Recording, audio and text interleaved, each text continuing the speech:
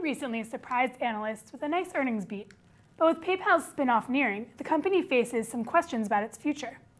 Joining me now is Michael Moskowitz, eBay's Chief Curator and Editorial Director. So Michael, how are you shifting the focus at eBay?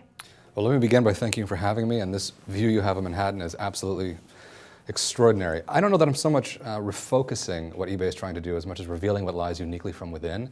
There's only one site on planet Earth where you can find material from outside our own solar system. There's only one site on planet Earth where you can find treasures from the bottommost recesses of the ocean, and luxury cars, and the stuffed animal that sadly you lost at your last visit to the Grand Canyon.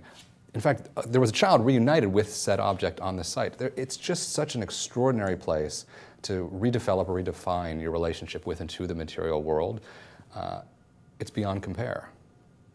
Great. And I know that you've joined eBay recently in the past 2 years. 2 years ago you joined eBay. How have you been working to make sure that eBay has a unique voice and stands apart from its competitors in e-commerce? The fact that we have 800 million unique listings is one of the things that will always undeniably set eBay uniquely apart. But what we haven't had to date is a voice. I mean, a recognizable tone, timbre, narrative.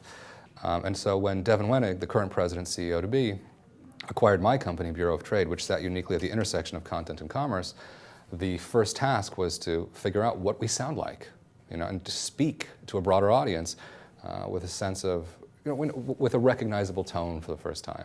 I think the next series of asks included, so what should this site look like? How do we begin to commence and steward and strengthen an evolution from the site of old to something that really is sort of a beacon, not in relative darkness, but that can rise above the din of distraction that largely characterizes life online today. And what can we expect looking forward eBay.com to look like? I'd say there are going to be three principles, or three pillars on which a lot of this growth or redevelopment rests. One is the idea that merchandise isn't alone what people want most. In fact, it's the memory that matters more than the material these days, and we have to be able to cultivate experiences that really resonate with people. Two, the visually merchandisable, call them merchandisable mosaics.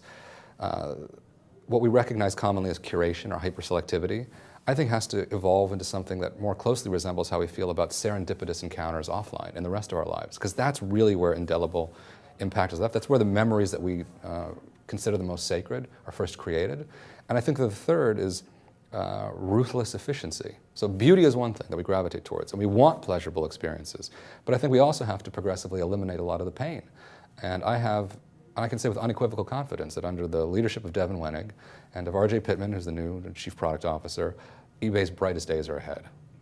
Great. Well, thank you so much for joining us, Michael. Thank you for having me. And I'm Rebecca Borison for The Street.